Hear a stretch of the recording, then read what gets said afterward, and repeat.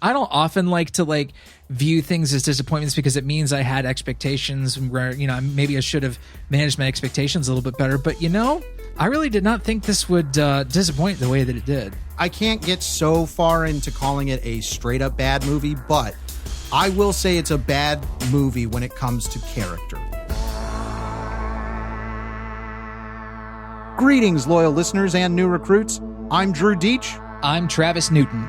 And this is GenreVision. GenreVision is a weekly movie club where we discuss horror films, action movies, fantasy flicks, sci-fi cinema, and more. And we are concluding our Thanksgiving spread with a new release movie, or, a movie that was released this year. This is Last Night in Soho, the new project from Edgar Wright, a filmmaker that we have incredible admiration for, and I've seen all of his movies, including the one that he doesn't count as a movie, A Fistful of Fingers. Edgar Wright's filmography, aside from that, has been very easy to love by nerds like you and me. He's had great success making movies that nerds like. They're also just damn good and very tightly written. A lot of that is thanks in part to the writing talents of Simon Pegg. He does have a co-writer on this. He did not have a co-writer on his last movie, Baby Driver. Well, his last movie was the Sparks documentary. We actually got 2 Edgar Wright movies this year. That's true. Yes, that's the Sparks documentary I have not seen. I've heard nothing but good things. So as you can tell, we can't even talk about the movie we're supposed to talk about because we really like Edgar Wright. Like, he's absolutely one of these kind of, and I say this as a loving term, he's like a film brat movie guy. Like he loves film. He loves referencing film in his movies. He's very Joe Dante in that way. And Last Night in Soho was absolutely, it was like, hey, new Edgar Wright movie, there. Don't care. That's what it's called. That's the title. I don't need to know anything else. I'm going to watch it. And it became more compelling when it was like, oh, he's going to do a horror movie. Last Night in Soho is going to be a horror suspense thriller. And knowing that he is an absolute student of the genre, that was super exciting. It's like, oh, he's making a true horror movie. It's not a, Shaun of the Dead or World's End kind of, which have good legitimate horror in them. They do, actually. Yeah, actually, when you and I last watched World's End, I was surprised at how well a lot of the horror beats worked with the blanks, the characters, especially when they all start acting as one. Mm-hmm. The big bright eyes and stuff like that works really, really well. It's quite freaky, even though the movie keeps up a fairly breezy and comedic vibe throughout. Go listen to our episode on it. His influence is also felt in Joe Cornish's Attack the Block. Absolutely. Great. One of the best movies of the last decade. So again, all this to say, we like Edgar Wright. And so going into Last Night in Soho, it is fair to say that expectations were high. Like when he makes a movie, there is definitely it's a moment that year. Well, I mean, I don't know if it's all that fair to say the expectations are high. Well, maybe we should explain more that we had certain expectations of what an Edgar Wright film would be stylistically. And I think Last Night in Soho delivers on most of those things we expected from an Edgar Wright film stylistically. And it does deliver a lot of interesting style and cool flair, as we might expect from Wright at this stage in his career. Well, I want to say really quickly for anybody who's listening, because this is a new release, we will not be discussing spoilers until a certain point. We will announce when we're going to go over what we call the spoiler wall. So you can, we're just going to give general thoughts at first, and then we'll let you know when we'll get into more spoilery stuff. Yep. So what we can tell you about Last Night in Soho without really getting into the spoilers of it is there is a young woman named Ellie, played by Thomasin McKenzie, who lives outside of London in a suburb, and she is accepted into a very exclusive fashion school in London. And so she moves to London and is living in the dorms and is pretty immediately having a miserable experience in the dorms. And so she moves to a nearby inexpensive flat. She gets a job to kind of support her rent. And before long, she starts to see strange goings on, seeming flashbacks to the 60s, which is a time she's always fantasized about. Her fashion is very 60s influenced, and she's always thinking about 60s music and kind of fetishizes the era in a way. So these visions, whether they be dreams or things that she's actually experiencing, gradually become more and more intense. She has visions of a young singer played by Anya Taylor-Joy who becomes wrapped up in sort of a criminal underworld. But rest assured that it is like wickedly stylish, and it's definitely a fashion-forward film. Sure, I wouldn't necessarily call it a movie about fashion. No. Fashion is a facet of it. It's firmly planted in a fashionable world. Well, several fashionable worlds, really. Yes, because it's not like the world that she's seeing in her dreams is the fashion world. It's the entertainment world, the booking singers and acts in bars world. Sure. While fashion plays a part, and that's certainly part of Eloise or Ellie or Elle, part of she gets called different things. Her full name is Eloise, but she prefers to go by Ellie. And there's yes, well, people call her different things, and that's part of the.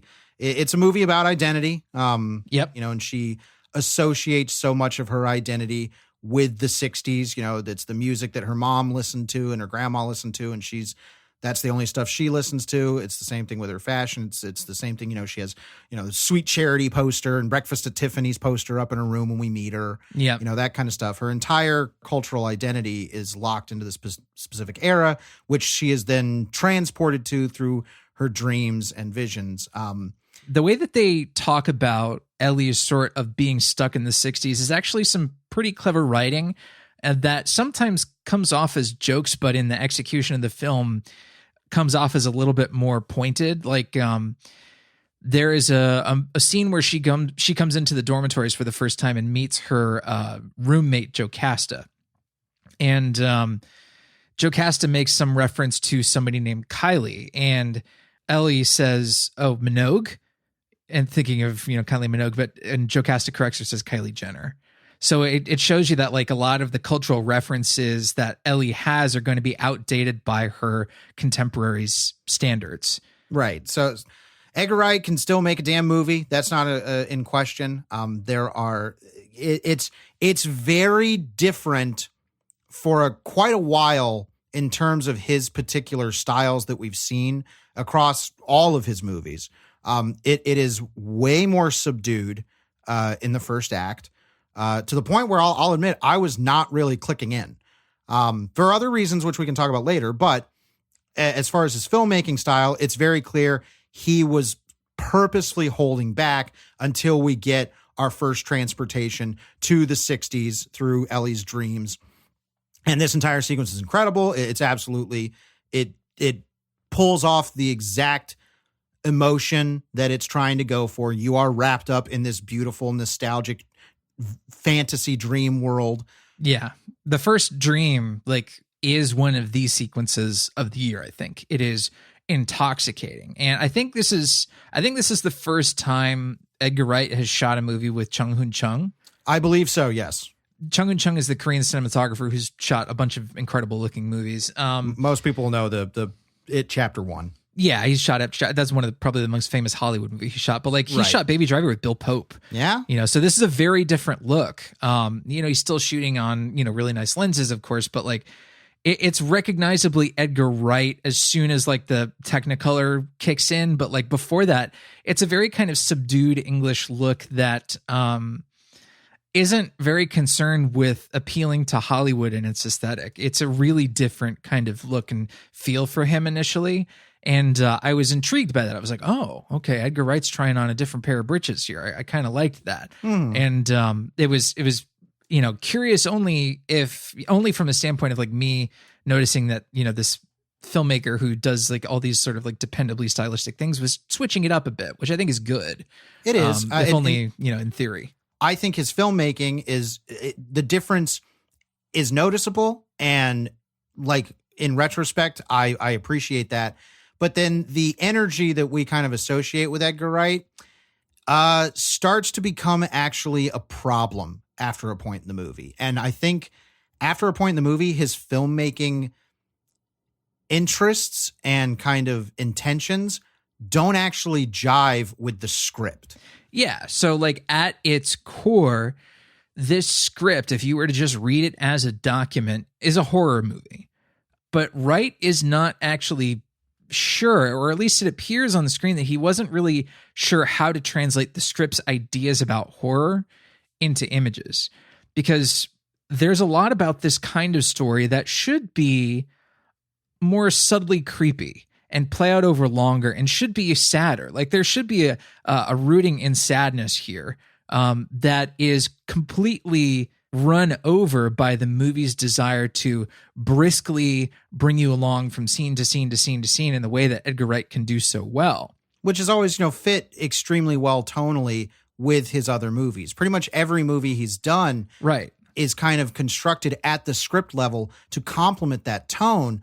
But with Last Night in Soho, there's a point, and I'm not going to say a specific point, but there is a point where his filmmaking eye, essentially, and his filmmaking energy are kind of doing a disservice to the story. Yeah, the material isn't actually well suited to Wright's stylistic flourishes. So, if you keep in mind something like The World's End, that kind of brisk breathlessness that the movie has on a pacing level actually matches what the characters are feeling.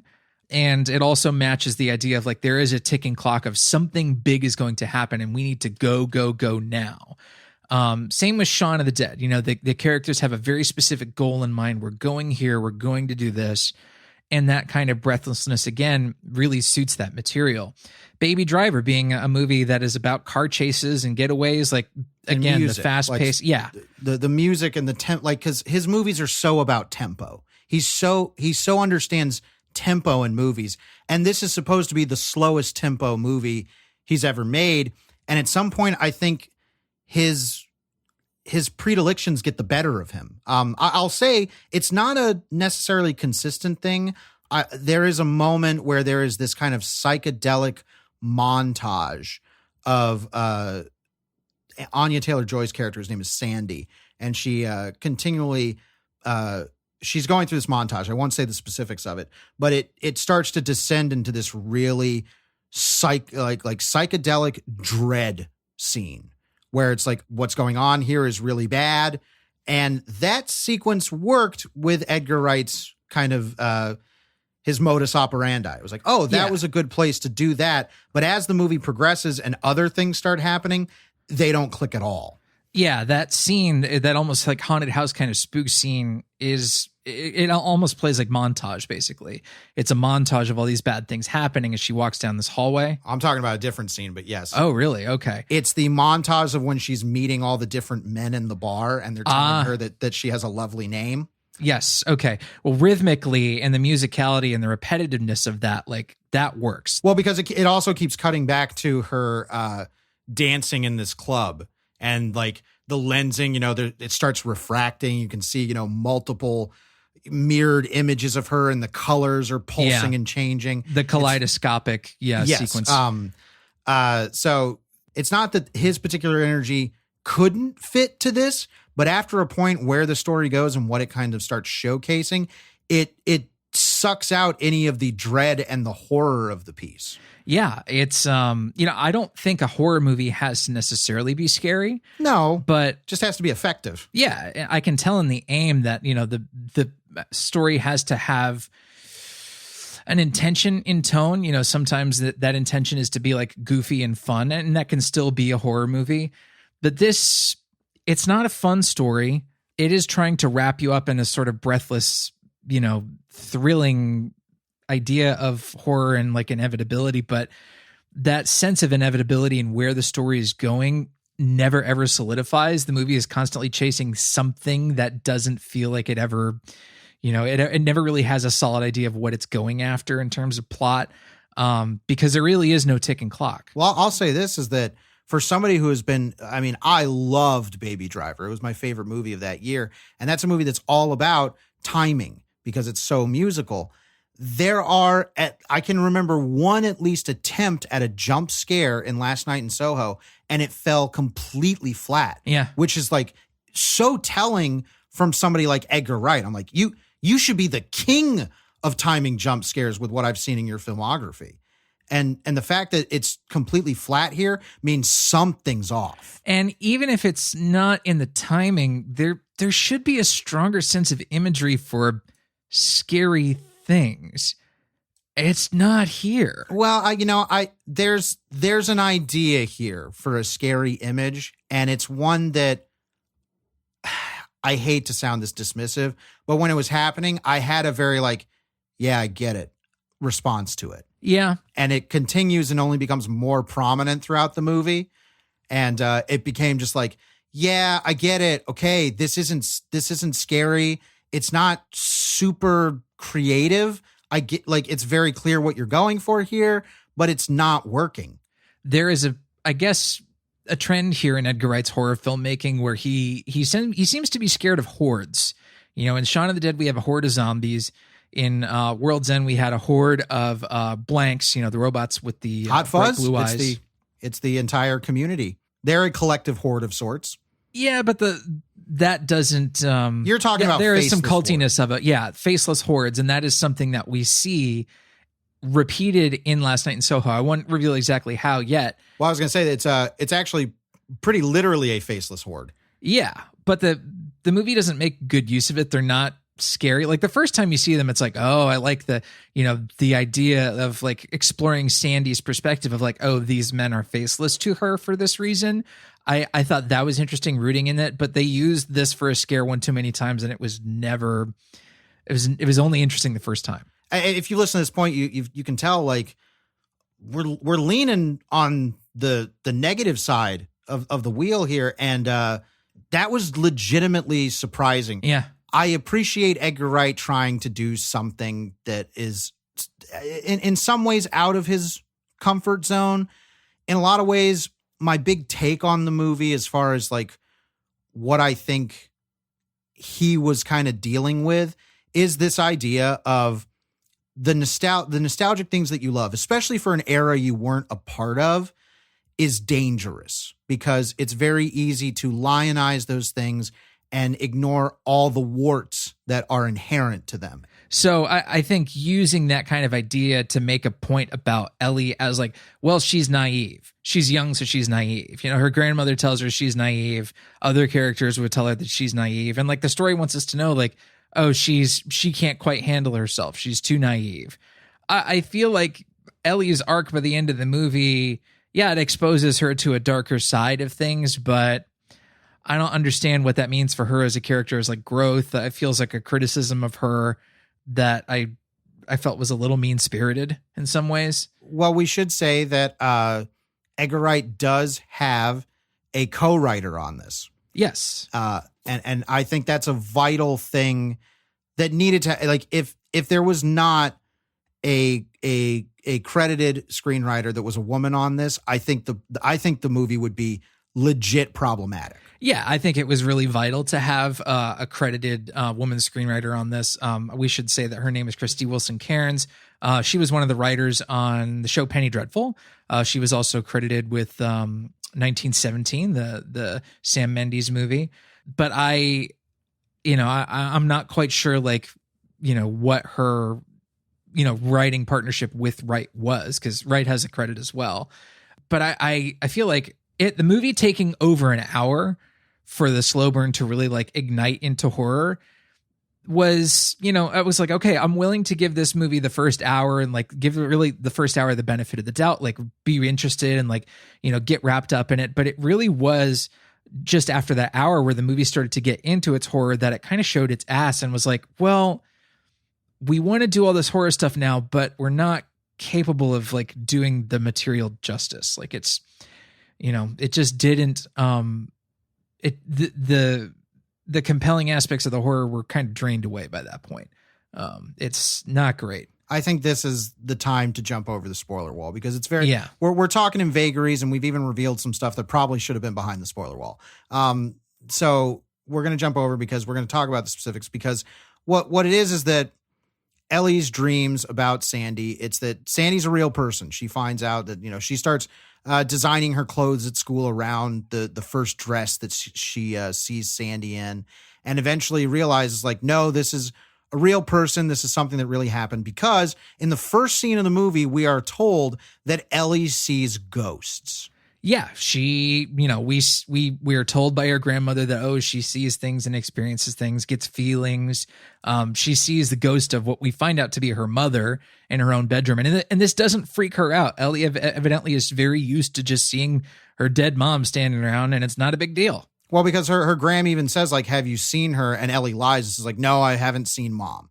Like, and so it's a known quantity from pretty much the first scene of the movie. Like, she has some kind of connection to the supernatural. And it's like, there's a part of me that believes that was not necessary for the story. That it could have just been that she starts having these dreams and realizes this person, Sandy, is a real person and leads her down the rabbit hole. I did not need an explanation of, well, you're touched by the sight. All the women in our life have been touched, but like that kind of tired stuff. Yeah. And then there's the whole thing about like, oh, your mom probably had the sight and was driven crazy by it. And that's why she's a ghost now. And I'm like, I don't understand why that is relevant to the central, story of, solving this sort of Sandy mystery. Well, but beyond solving the mystery, what does it mean for Ellie's character? By the end of the movie, I really couldn't tell you all that much. I initially thought it would be more of a friction point throughout the film because, like, when Ellie arrives at the dorm, one of the things she's talking about in her longer dialogue scene with Jocasta, her shitty roommate, is like, oh, Jocasta has a dead mom too. And so I thought, oh, like, this is going to be a central dynamic to the film, and like this is going to be, frequently brought up about her mom, but it isn't, and it comes across as not terribly relevant. That moment that you're talking about is when Ellie is being introduced to like some of her other fellow students and Jocasta's introducing her, and Ellie reveals that her mom committed suicide, and the girls immediately are like, oh my gosh, like, I'm so sorry. And the attention is on Ellie, and Jocasta immediately has a look of like looking at the friends, looking at Ellie, realizing that Ellie has taken social control of the situation and is the attention. And Jocasta's like, oh yeah, well, my mom died too. Or she doesn't say her mom died. I think she says like, I had an uncle who committed suicide.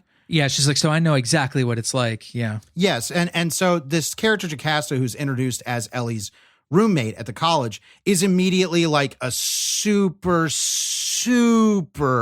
like needling, like that archetype, and it can be a toxic archetype, but I'm sure these people exist, where she has the appearance of always being nice, but she says these little cutting things that get under Ellie's skin, and realizes that like, yeah, this person sucks and is totally making fun of me. She's bullying her. We see the stock kind of scene, the most stock scene in the movie, maybe, where Ellie's in the bathroom and then all the girls come in to the stall next to her and they don't know. And they're she's talking there, shit about her. Yeah.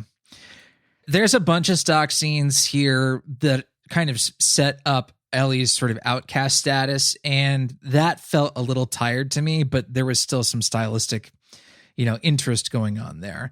We also meet another character at this point. The character, what is his name? John, yeah. Yeah. So this is a character played by, gosh, I forget his name, but he's returning from Attack the Block. He plays Mayhem in Attack the Block. Oh, that was him? Michael Ajao. Yeah. Oh, that's dope. Yeah. Well, really quick, just finishing up the Jocasta thing, is that Jocasta as a character is only there to motivate Ellie to get a place outside of her dorm. She continues to pop up throughout the movie, but she is completely a nothing character. They don't even do any cliche stuff where it's like, oh, they've been bullying her, but Ellie gets a one-up on her, and it's a like, hey, the audience hated this character because she was a dick to our protagonist, and Ellie got one-up on her. Yay. That was the whole purpose of the character, was for us to get that yay moment. That doesn't even happen. Yeah. There's this moment that they play off at the Halloween dance later where she gives John and Ellie some cocktails, and you think like, oh, this is clearly a setup for those things to be drugged. And right. Nope, that goes nowhere. I think this is not this might be Edgar Wright's worst character movie. Yeah, I don't think the characters are strongly written. No, and that's across. It's not just like a very minor supporting character like Jocasta. It's Ellie. When we finished the movie, or we were close to the end of it, I was like, what is Ellie's character? Like, who is she in this story, other than, like you said, the whole point of her is just to be naive and then to find out like, wow, I was wrong. And that's it. It's like, Yeah. but the biggest affront to this from a character point is Sandy. Sandy is a character that we are only seeing through Ellie's perspective. And granted, the filmmaking stuff that they do where Ellie's in a mirror and there's, they switch positions or Ellie's watching her from a mirror or whatever. All of this stuff is great. Like, it's technically dazzling. Awesome. Yes, absolutely awesome stuff. But character-wise, Sandy's not really a character. She's an idea. Right. And I think to use all these gags to make Ellie appear in Sandy's place, it's like we get the point that she is experiencing this stuff through Sandy's eyes, and that's one of the big reasons that she ultimately is driven through this mystery. She sympathizes with Sandy. She's felt what Sandy has felt, and a lot of it has been really horrific. It tries to get weirder where, as things get worse, Ellie's trying to intervene. Like there's a moment where Sandy has been seeing all these Johns and Ellie is seeing it behind a mirror that Sandy's sitting next to. And she smashes through the mirror to grab Sandy. And that's when she wakes up. Right. But there has been no scene where I think sufficiently established that Ellie's character, not in a romantic or sexual sense, but Ellie's character is kind of falling in love with Sandy a bit. Like we need to actually feel that, and we don't. Well, because Sandy's not a character. Sandy represents the 60s, the past, the era and the ideas that Ellie is so enamored with that she has not even begun to examine that those things you love have a dark side. And right. Because of this, Sandy doesn't she goes through the motions of she gets picked up at a bar by this guy, Jack, played by Matt Smith, who's an agent, a manager who's going to make her a star. And of course, gets her a booking at a place. She sings downtown. Beautiful rendition of Downtown by Anya Taylor-Joy, I should say. Great number. Oh yeah. She has a beautiful voice. And then of course it then becomes a Me Too movie. There's no way. I mean, I know if you talk to Edgar Wright, him writing this story has to be in reaction to the Me Too movement. There's no question in my mind that he was reconciling with that. It's a little kind of in conversation with Me Too and other movies like, say, Starry Eyes and things like that, where it's like, what will women go through to, pursue fame? Yes. Well, and so the thing is that it's very clear from the outset that that's the idea. That idea is perfectly fine to examine, especially for someone like Wright, who so much of his love of cinema comes from eras where people were doing really bad shit and using, the entertainment business to do it. Mm-hmm. I mean, they're still doing it, but just not in the same way. Well, of course. But, but the point being that, okay, that's the revelation. She's swept up into the haunted house sequence in which Sandy realizes it's very good, but it's almost comical in which she's walking through and every bad possible thing is happening backstage. Where all the stereotypes and someone's shooting up in the very next room. A girl is on her knees in front of some guy. You know what it reminded me of is remember the movie Beer Fest, the Broken Lizard movie? Yeah. There's a montage of stuff that they see that's really, really horrifying, and I don't remember that. Gosh, I think you see Steve Lemmy is dressed up like the cabaret character. He's got this big jelly dildo strapped on and stuff like that. It was a very funny little montage. No, I mean, and that's the thing. In that moment, I was like, look, this is being done very well and it's getting the point across, but it is kind of silly. And I think that was the moment where it's like, all right, there's a tone problem here. Yeah, well, it actually, I think it stems from the whole idea of Sandy not really being, at least through the first two acts of the movie, not really being her own character and instead being representative of an experience. Right. And so the scenes that she experiences are kind of like stock moments because those stock moments are representative in a very broad sense of truths, like dark truths about the entertainment industry and things like that. So eventually it builds to Ellie is not happy seeing these images anymore because she's, she feels the pain that Sandy's feeling and doesn't want to go to sleep. But now the dreams or were they dreams, visions, whatever, are entering her waking world. And one of those includes seeing Sandy being a prostitute and telling this montage of men her name, and she's giving different names, and we see her in the flat that Ellie is in, being a prostitute, and the way that the men are represented is that it is this amalgamation of different kind of dissolved men with gray faceless features. Yeah, and that idea is not bad. It's not super creative. I've seen stuff like that before. It's pretty literal. I mean, well, it's also, I mean, I that's what I say is like, I've seen stuff. I hate to bring this up, but we saw that in Faust, Love of the Damned, like the faceless man who's in your bedroom. And so it's like, well, it's not a super creative idea, but it gets the point across. And this is when the visions start happening to Ellie in her real life. And she starts seeing these ghost men popping up everywhere. And this is where I was like, this is silly.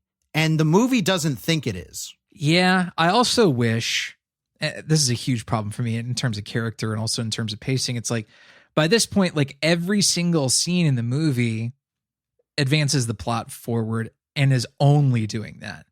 It's like, well, can these characters actually like sit down and like talk to one another and have like good conversations? Because like that only happens, I think, maybe 2 or 3 times in the film where I'm like, oh, there are conversations of substance happening here, and there's one that feels like really odd and out of place where Ellie starts working at this bar, this Irish pub called the Toucan, based on the toucan from the Guinness marketing.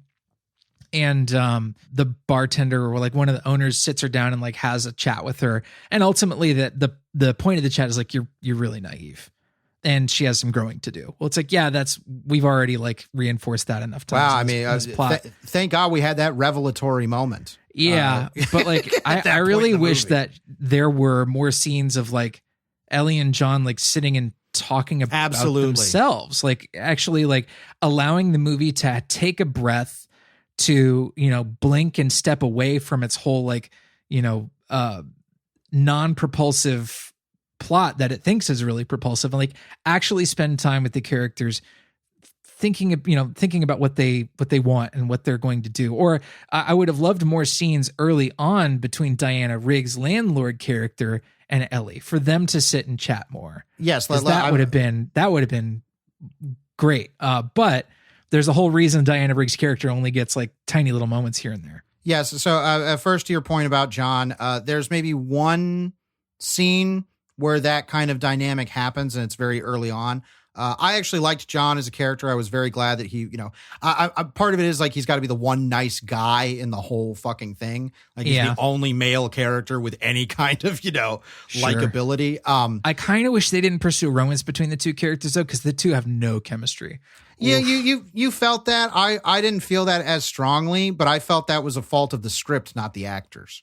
Okay, that's fair. Or, possibly faults of direction and in the ways that they were being directed to act. So could be. But yes, we have not mentioned Diana Rigg's character, Miss Collins, who is the landlady of the place.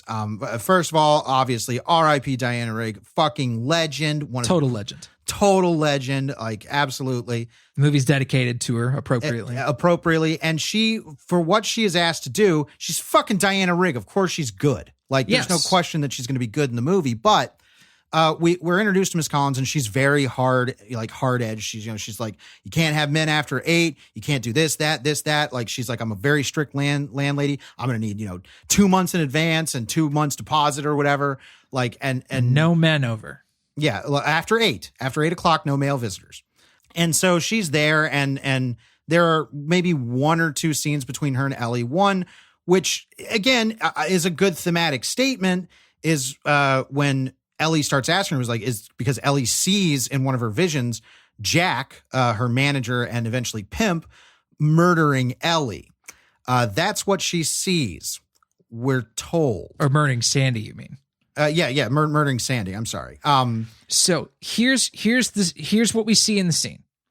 We see Sandy and Jack on that bed struggling with one another, and what is implied and not directly shown, what is implied is that Jack slits Sandy's throat, and there is a spray of blood that sprays across her face and neck, and then we later see visions of Sandy where her throat appears to be slit. Well, there's another image in that sequence that's very important, and it is a close up of the knife doing a stabbing motion, and in the reflection of the knife we see Ellie's eyes, and this is supposed to be in the language of what we're seeing the moment that Sandy is being murdered.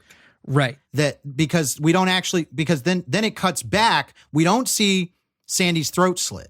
We see that close up of the stabbing, and then they come back to Sandy and there is blood over her neck and she looks dead. Right. The visual language we have seen here implies very directly, and you can safely assume it's like, okay, this is how Sandy died, and we can assume her throat is slit. In the moment, it feels unambiguous. Well, Ellie believes it. Ellie believes that she saw her killed. Yes, and so the audience, we too believe that we saw Sandy's throat get slit in that moment, and seeing the further visions of Sandy, like when she's at school, and we see the vision of Sandy, like when she's looking at the model in the dress that she's modeled after Sandy's dress, with the blood sprayed all over her neck. It's like the movie really wants us to feel like we know what we have seen, but the twist of the movie tells us that actually what you saw was a lie. Well, it upon retrospective analysis, it's like, that's what I'm saying, that very effect moment of the close-up of the knife, and every time it slices into frame, we see Ellie's eyes telling us this is what she's seeing. Yes. She's seeing it. That moment is the trick of the scene. I'm being very generous saying trick, because both you and I came to the conclusion, it's like, this feels like a lie. Like we were lied to. It feels like bullshit. It really does. And, Jason Reitman, director of the now out Ghostbusters Afterlife. I watched an interview with him years ago, and he said, like, your one, most important job as a director, from an artistic standpoint, is like, you got to root out the truth. Like, if something smells like bullshit, then you failed at your job. And this twist, when they reveal that actually that was not Sandy dying, that was Jack dying. She stabbed him. We just didn't see it before. And it's like, well, no, it's like I'm sorry, but like when that scene gets replayed and we see the truth, it's like, no, that's not what happened. Right. I felt like Annie Wilkes suddenly, like, and he didn't get out of the cockadoodie car because the car fell over the cliff. Right. When she's bitching about the end of that serial in Misery. So I really did feel like, no, you're a cheater and a bamboozler. That's you did it wrong. It's not, I mean, because here's the thing.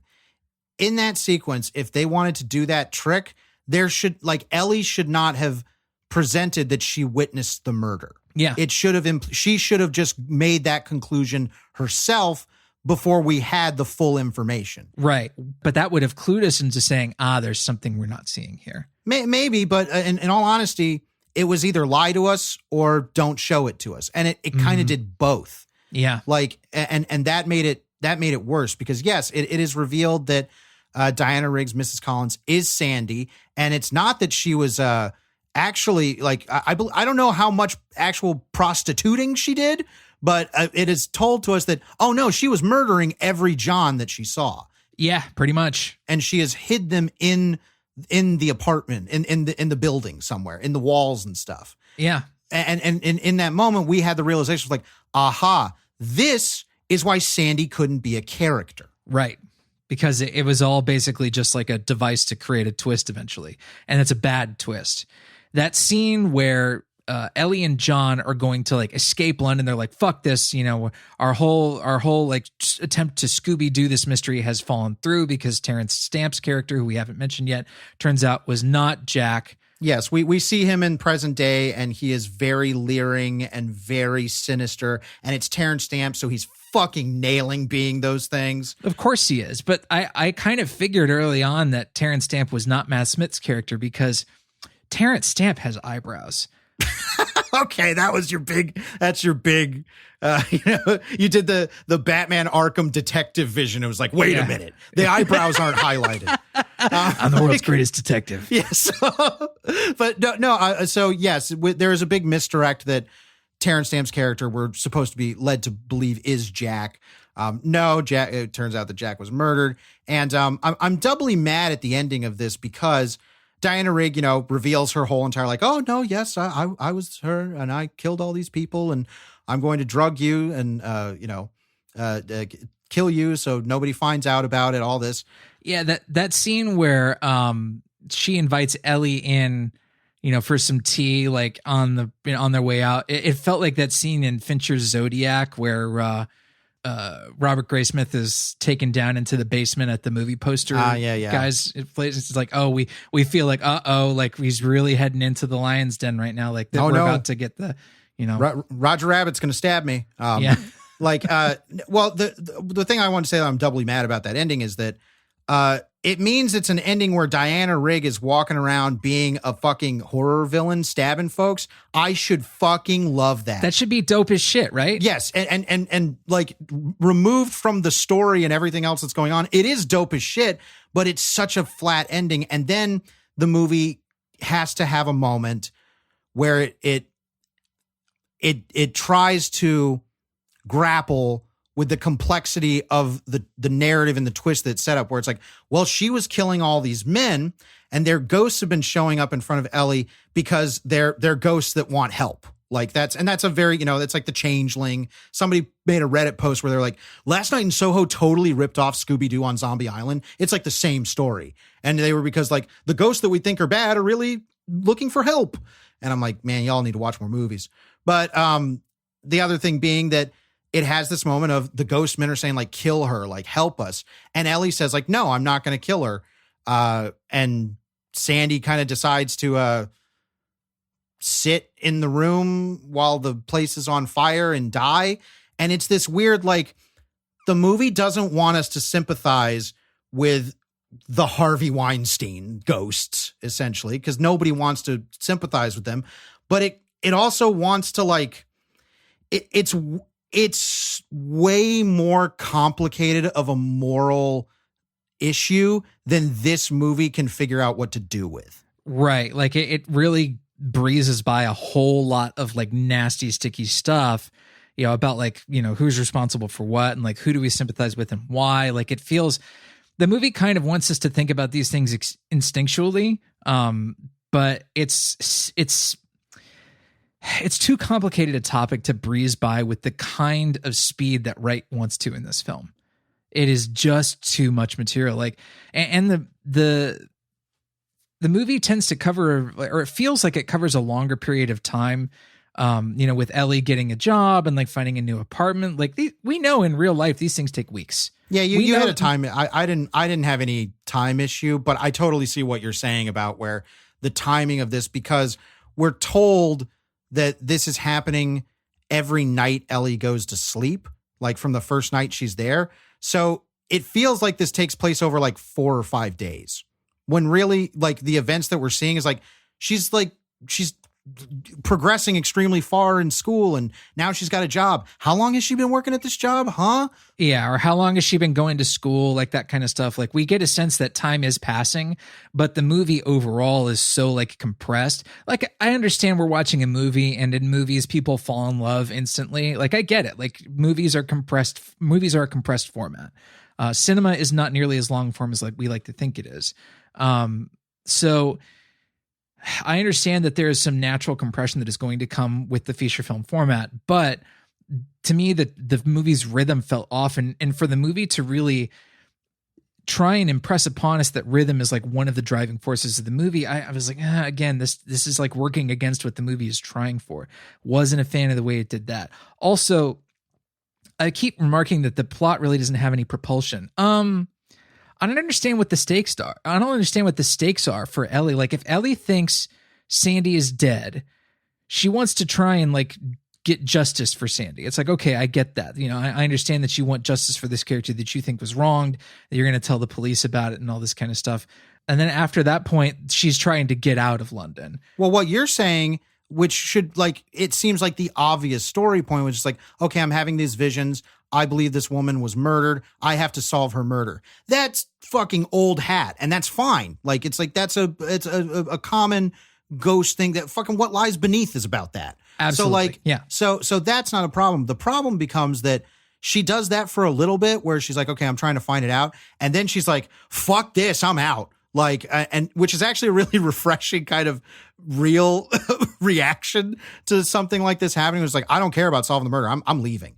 And then, of course, that's when the revelation from Diana Rigg happens. But I also want to say that climactic sequence in the apartment on fire with ghosts and Diana Rigg, I think Wright's filmmaking is not as good during that sequence. No, it felt like a Scott Pilgrim sequence, and I was like, "What is this doing here?" With like Anya Taylor-Joy stalking Eloise up the like fantasy stairs. I'm like, what is this? Like, well, there's also this whole mirror motif because the stairs and everything are made of glass. She sees the ghost men breaking through the apartment walls and floor, but they're not acting like wood. Everything's acting like glass. It's all stylized to be like glass. It's like, okay, mirrors, reflection, K. Like, it's well, like, I mean, here there's a lot of stuff here that feels Argento inspired, but it never actually achieves the kind of like surreal horror that Argento does with these kind of like images.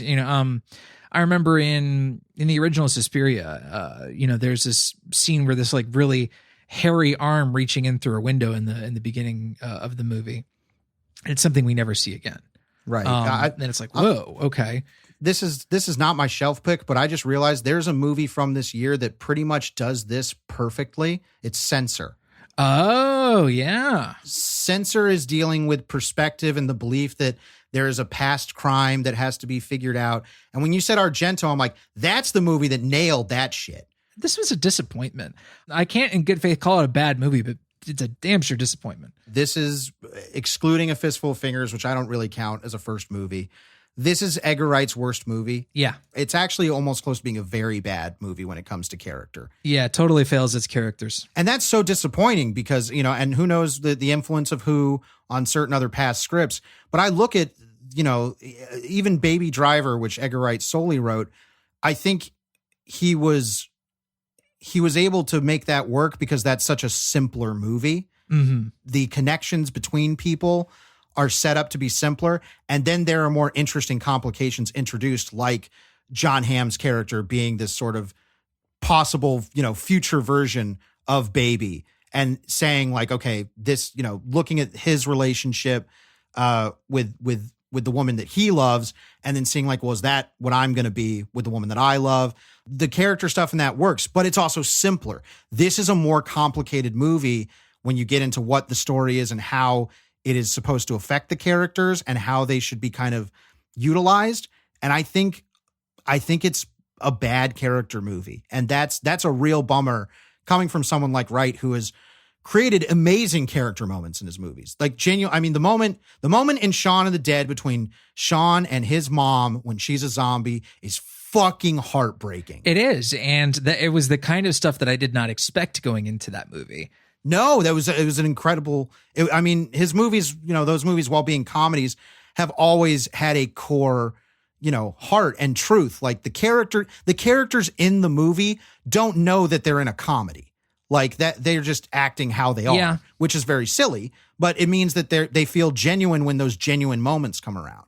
Looking at a movie like Scott Pilgrim, for instance, one of the reasons I'm hesitant to revisit Scott Pilgrim, even though I love it stylistically, is like it fails its female characters pretty hard. And that lies upon the shoulders of the original material. So, writer Brian Lee O'Malley, an artist as well, and Edgar Wright, who adapted it for the screen. It's like, well, yeah, that's something that you guys have to own because, standards of how its female characters should be represented, should be played. Like they've changed since 2011. So now looking at this, it's like, well, the movie fails its female characters really, really hard. And it's doubly disappointing because I feel like, well, they're the main characters. Like it's not a matter of like there is not a significant enough, like John is there and he is a supporting character, but there is no real like main male character in this. And it should be a story about women and women's perspectives on this. Absolutely. In some ways, I feel like maybe he shouldn't have written this, like that he maybe, removed from writing it, he could have he needed to direct somebody else's script. But yeah, I mean, I am genuinely surprised at how much I was, I think I gave it like 3 stars, no like, on Letterboxd because it's still a very well-made movie, and it's still one that stimulated a lot of discussion, even if it was about its faults, because it's a flawed movie. It's a deeply flawed movie, I believe. But it's not flawed in boring ways. No, it's not boring. It's not. I was kind of bored during that first act because it was so just really, and like you said, it takes an hour for the movie to really kick off the marquee premise. Yep. So, yeah, Last Night in Soho, definitely one that I'll be interested if I ever revisit.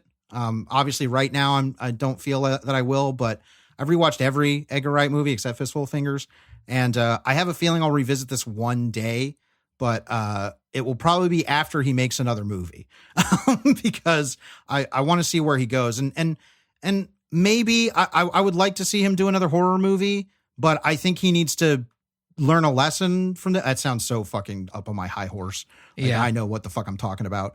If he makes another horror movie, I would hope that he adjusts his style of filmmaking to be the style of the story. Like the fact that this feels like an Edgar Wright film in like that back half is actually a problem for the movie. Right. You know, he had some artistic influence. Mm-hmm. So there is a distinctly Wrightian feel to the action. It's definitely a horror movie, but it's an action horror. Yeah. And so like, I feel like his style certainly applies there, like, cause the breeziness and the briskness of it and the intensity of it, like, yeah, totally befitting of action. This is more of a thinky movie, you know, where it's a psychological horror movie. It should be more a contemplative ghost story, and really missed the mark. Yeah, so I think we should move over to the shelf where we pick a movie that might act as a good pairing or substitute for our main topic. And we encourage you, loyal listener, to go to GenreVision.com and comment on the post for this episode with your own shelf pick, because the shelf is this big, beautiful kind of idyllic movie store place that we're building together. If you leave a shelf pick on the post for this episode, we will feature it in next week's show. And we should have picked Censor. I just realized that, but we do have some other ones already queued up. So Travis, what are you going to pull off the shelf for Last Night in Soho? If you want a contemplative ghost story with some occasional good scares, rooted in a strong female character's perspective, set in the fashion world, you have got to see Personal Shopper. This is a really cool horror movie, especially low key, and probably one that a lot of people would not deem a horror. Oh, sure. Well, that's definitely the vibe I've always gotten from, you know, the way it's marketed, the way it's presented, the way it's talked about. But when you and I talked about it, whenever it came out, and you saw it, and you were like, "Oh no, it's a horror movie." Like, I'm not going to say why, but it's a horror movie, and I was like, "Oh, okay. Well, if you said that." Like, if that was present in the marketing, I probably would have been interested in it. Yeah, I still think it's a little too Frenchy and slow for your typical tastes. That's right, because I'm a xenophobic person who only needs to watch Michael Bay speedy movies. That's right. Yeah, you need monsters and you need speed and not a lick of French. That's right. But it's a slower movie rooted in grief. It is definitely a sad ghost story, but has a really chilling and amazing ending. It's like equally chilling and uplifting, the ending. I really liked it quite a bit, and it is probably my favorite Kristen Stewart performance in a career now of like interesting performances from her. Oh, she's been doing great, and people have been just absolutely praising her for Spencer, so I'm stoked on that. Probably not going to see that movie, but I'm stoked because she's a great actress and she deserves that recognition. Yes, good for her. For somebody who used to get so much shit by like playing the same performance in every movie, she really has shown quite the range and interesting depth in her roles. And Personal Shopper is my favorite of that, and also a very effective ghost movie. What, sir, will you pull off the shelf for Last Night in Soho? Well, now I just want to watch Zathura again because she's really fun in that. But I will not be pulling Zathura off of the shelf for Last Night in Soho, although everybody should watch Zathura. It's better than Jumanji. It's good. It's better than any of the Jumanji movies, actually. You know what's fucked up is Last Night in Soho and Zathura actually have similar twists. That's true. But a much better one. Yeah, really? And pulled off very well. It pulled off very well, and kind of like ickier than it should be in a kid's movie. Yeah, for sure. Which is fun. Which is actually part of the fun. No, I wanted to pick a movie from the era that we see in Ellie's visions, the 60s. So I wanted to pick another horror movie from that. And thankfully, Last Night in Soho gave me a shelf pick, because the first time Ellie enters this vision world. She walks through an alleyway and then comes upon this movie theater that's a giant poster for Thunderball. Mm-hmm. And it's like, okay, well, we have an idea of when this is.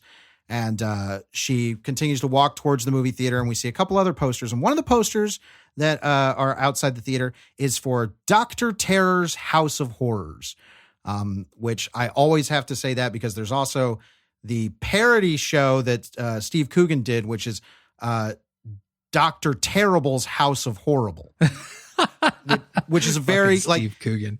That show is so a specific thing. I can't believe it exists because it's very specifically parodying British horror from like 60s and 70s.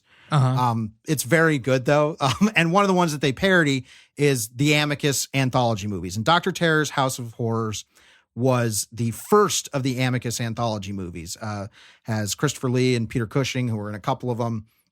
And it's the framing of this one is that like a bunch of guys are on the carriage, and then Peter Cushing's there, and he has a tarot deck, which he calls his House of Horrors. So there's no actual House of Horrors in the movie. They're the tarot deck, and he pulls cards for each of the people, and then they tell a story. And it's one of the better Amicus anthology movies. My favorite personally is Asylum. It's written by Robert Bloch, and I believe Freddie Francis directed that one too. I think he directed Dr. Terror as well. Asylum is absolutely my favorite, and I want to recommend that. You should watch that one too. But Dr. Terror's House of Horror was super successful to the point where Amicus, which was made up of, I think, a couple kind of producers that had worked for Hammer and then left and formed their own company. They made a ton of these anthology movies. And to the point where they adapted the first adaptations of Tales from the Crypt. They had their Tales from the Crypt movie, which is another one of the good Amicus ones, and the Vault of Horror as well. I love anthology horror. These are some really fun ones. Dr. Terror's House of Horror is pretty fun. There's a really fun killer plant story in that one. There's also an extremely racist story. That now it's, it was racist then. They just didn't know it. Or they just didn't give a shit. Well, like a guy steals a song from some tribe in the jungle. He's a musician. He's like a jazz musician, and steals this song and starts playing it. And he's getting cursed. Yeah. Fun stuff. Donald Sutherland's in it. I think he might be in another one too. He's in the vampire story. There's a werewolf story in that one. It's pretty good. And Edgar Wright he's clearly a fan of it because he talked about it on Trailers from Hell, as well as Asylum, which watch Asylum as well. Just watch the Amicus anthology horror movies. They're fun times. But now we will move over to the listener shelf picks for last week's episode on Dragons Forever. We had Dwight Egan Sora with Mr. Canton and Lady Rose, which is also known as Miracles and Fist of Legend. Stephen Nesbella went with The Raid, an awesome movie. Hell yeah. I think the second one's even better. Andrew C. went with Project A and Eastern Condors. Eric Fuchs went with Armor of God 2, Operation Condor. And Mr. Milksteak went with Mr. Nice Guy, Shaolin Soccer, and the television series Martial Law, which I want to thank everybody because we love these HK action movies, and now we have more to add to the list to watch because trust me, we're going to be doing more of those movies on this show. Yep. We love that stuff. So thank you, everybody. Love having the shelf picks, and definitely looking forward to the ones for last night in Soho. Now, some quick calls to action, but stick around because both Travis and I will be talking about sequels. I will be talking about a recent sequel, and Travis will be talking about a pretty... I don't know if controversial is the right word, but definitely a debated sequel in a popular franchise. We do get to do one of our favorite announcements for Calls to Action this week because we have a new patron over at patreon.com/GenreVision. They go by the name Arcturus Ursus. So thank you so much, Arcturus. You now have access to all of the bonus material that we have over at patreon.com/GenreVision. That includes weekly pre-shows. We did a pre-show. Our pre-show for this episode was interesting. We covered two different topics. And the second one was a surprise topic. I'll say that. But you can listen to all the weekly pre-shows that we do. We do monthly extended currently consumings. We do some extra stuff as well as bonus material for all of these GenreVision Network shows.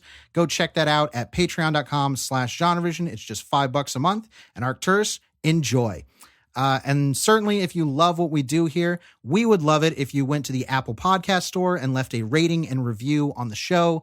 It's been a little while since we've had one, and we always need them because they really, really help the show, and they help the show get out to more people too.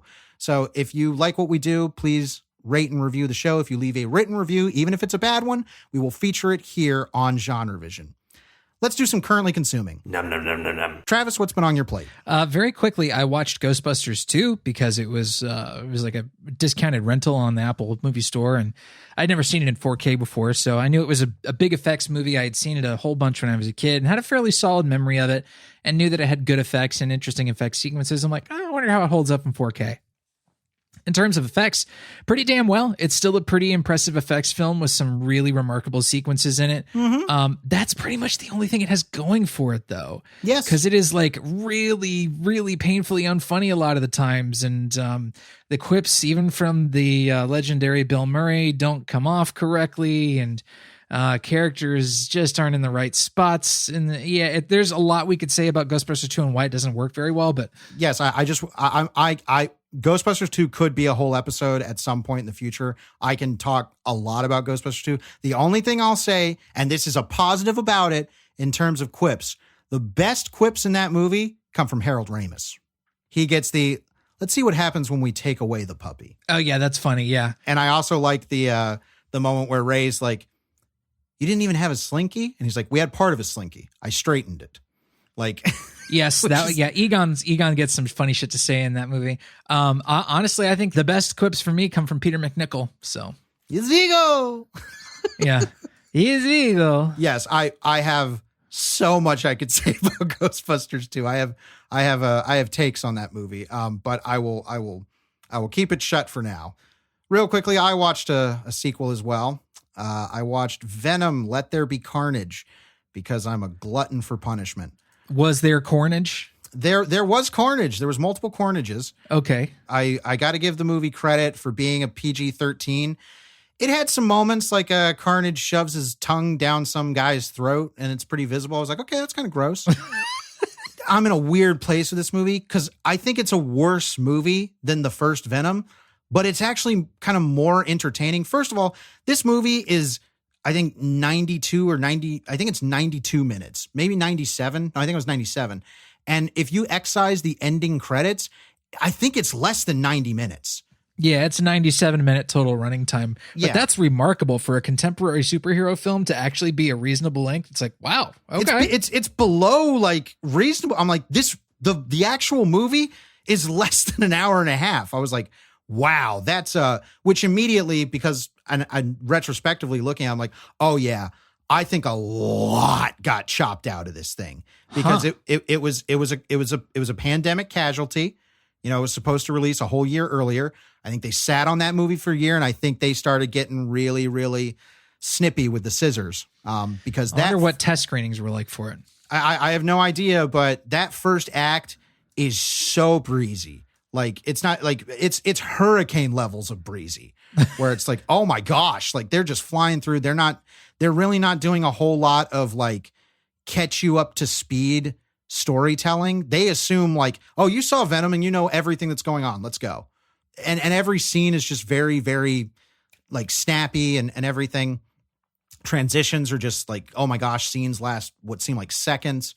And yeah, like, you know, Woody Harrelson seems to be having a good enough time. I don't think he's not as crazy as I would have liked, but he's having a fun time.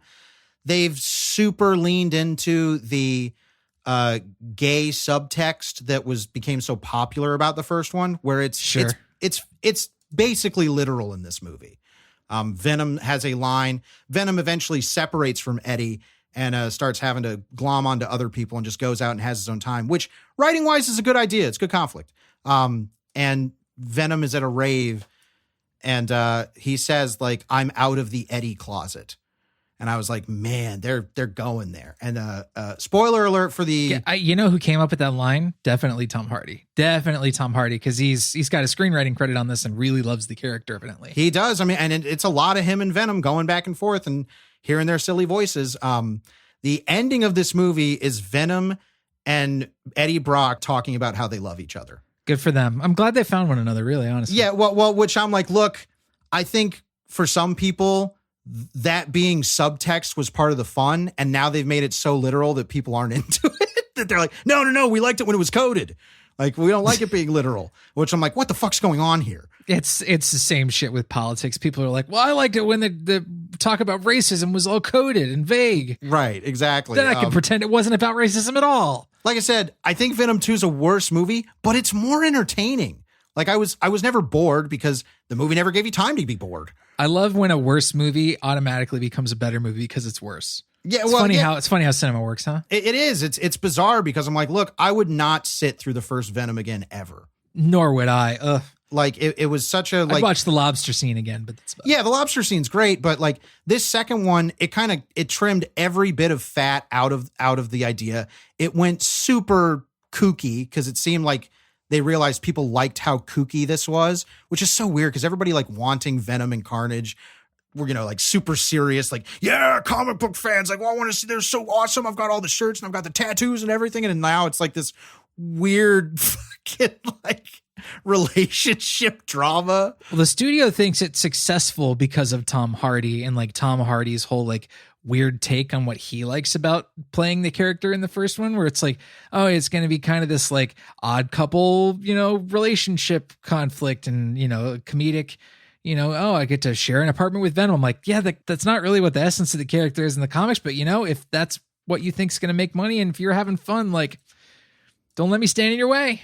Yeah, if people like it, so be it. Because like they turned all that up to 11. And of course, they're still like, remember the first one where Venom was like, I'll bite your legs off and your arms off and you'll just be a torso like a turd in the wind. Yeah, turd in the wind. That kind of approach to like the writing is all over this new one. Turds in the wind. Like all we are is turds in the wind. Like this episode's over. I don't know what to talk about anymore. Well, I was just gonna say that the turds in the wind line, that's like every line from Venom in this. Like he's just saying just ridiculous stuff and talking about eating brains. And all this wackadoo stuff. He gets hung up like he wants to be called the Lethal Protector, but Eddie's like, no, that's so 80s. And then that's like a big climactic moment when they both agree to call themselves the Lethal Protector. Well, isn't that a Venom storyline? Well, that's that. Yeah. When he got his own comic line, that was the subtitle. It was Venom Lethal Protector. Because I had that first trade paperback. Because I'm not gonna lie, I liked Venom. Yeah, I don't know. This is it's bonkers, but it's more constructed to be bonkers because of the response from the first film. And Andy Serkis, he's a lot more workman of a director than I expected him to be. Like, there's not a whole lot in here that I'm like, yeah, this just looks like every other blockbuster. It's not the MCU level of sameness, but it's like, yeah, this just looks like every other. What's so funny is that the Life guy, Daniel Espinosa, is directing that Morbius movie, and you could have told me like he directed this, and I'd be like, sure, whatever, fine. Like it's like I believe it. It's like this feels like it was made by a studio, not a vision. I don't believe Andy Serkis had a vision for Venom 2. So, I remember how hard I was fighting sleep while watching Life in the movie theater. I don't remember much else about it. Yeah, we've talked about it. There's an episode on that if you want to go listen to Life. But so that is going to conclude our Thanksgiving spread. Unfortunately, on a bit of a downer note, I guess this was the dessert in our spread, and it was a little undercooked. Yeah, a little bit of a letdown, but we're not going to let it ruin our November. No, and it's certainly not going to ruin our December as we kick off. We went back and forth with themes, and we went, you know what? Let's just celebrate the holidays. And we will be kicking off next month with a Bill Murray movie, actually, Scrooged, which I have seen. Have you seen this, Trevor? Yeah, I saw it once a few years ago. Yep, that's me too. This is not a movie that we've grown up with. I saw it once a few years ago. I remember enough of it, but it's probably going to be now I'm like reviewing it, so my mind's going to be in a different place. So we'll see. I'm going to be very interested to see what our take's on, because I know that's a fairly beloved Christmas staple for a lot of people. So we'll see, and we hope you'll be there next week to see it with us. So as always, we want to thank you so much for listening. I'm Drew Deitch. I'm Travis Newton.